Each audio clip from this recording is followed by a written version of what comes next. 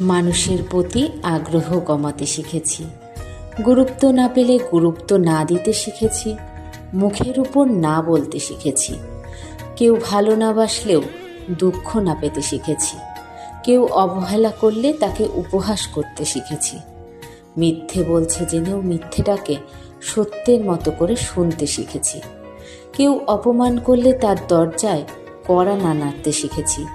নিজে ভালো থাকার জন্য রোজ কত কি শিখছি। এত কিছু শেখার পর যখন কেউ অহংকারী বলে তাকেও পাত্তা না দিতে শিখেছি। নিজেকে ভালোবাসাটাও শিখতে হয়।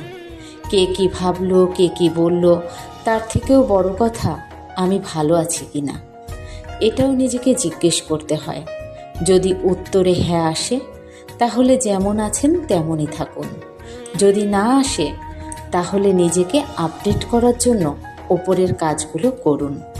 একটি শান্তিপ্রিয় জীবন আপনার প্রাপ্য, সেটা থেকে নিজেকে বঞ্চিত করবেন না।